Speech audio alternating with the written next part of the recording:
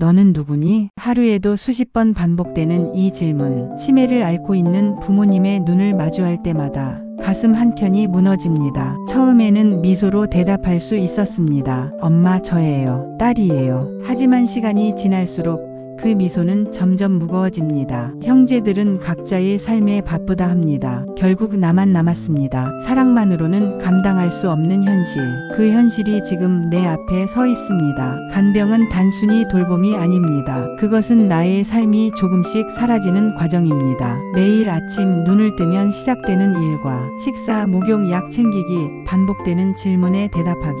직장을 그만두었습니다. 친구들과의 약속도 취소했습니다. 나만의 시간이란 건 이제 사치가 되었습니다. 처음에는 감사와 책임감으로 시작했던 일. 하지만 점점 외로움이 쌓이고 피로가 몸을 짓누릅니다. 그리고 마음 한켠에는 말해서는 안 될 것 같은 감정이 자리 잡습니다. 원망. 돌봄은 혼자 감당할 수 있는 일이 아닙니다. 그런데 왜 현실은 항상 한 사람에게만 집중될까요? 형제들도 각자의 삶이 있습니다. 직장, 가정, 아이들. 이해합니다. 정말로. 하지만 누군가는 해야 한다는 생각에 결국 나서는 사람은 늘 같은 한 명입니다. 처음에는 작은 불편함으로 시작됩니다. 오늘은 내가 갈게 하는 말 한마디면 되는데 그 말이 들리지 않습니다. 왜 나는 항상 해야 하지?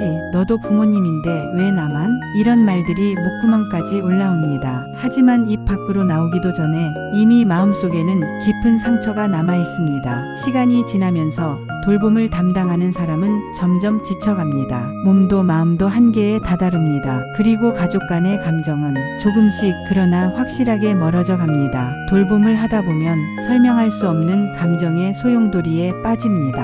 사랑과 책임감, 그리고 피로와 원망. 이 모든 것들이 한꺼번에 밀려옵니다. 밤새 깨어 부모님을 돌보고 다음날 아침 똑같은 질문을 듣습니다. 너는 누구니? 그 순간 가슴이 무너집니다. 자신도 모르게 화가 납니다. 목소리가 높아지기도 합니다. 그러고는 곧바로 후회가 밀려옵니다. 내가 왜 이러지? 눈물이 흐릅니다. 하지만 이 모든 감정은 자연스러운 것입니다. 당신은 나쁜 사람이 아닙니다. 단지 사람일 뿐입니다. 치매 간병은 감정과 시간, 삶 자체를 시험합니다. 가장 힘든 순간은 자신만 희생하고 있다는 느낌이 들 때입니다. 왜 나만 이렇게 해야 하지? 이 생각이 마음 깊은 곳에서 쌓이면 가족과의 관계마저 무너지기 시작합니다. 하지만 방법이 없는 것은 아닙니다. 돌봄은 계획과 분담으로 균형을 찾을 수 있습니다. 먼저 가족 회의가 필요합니다. 솔직하게 이야기 나누세요.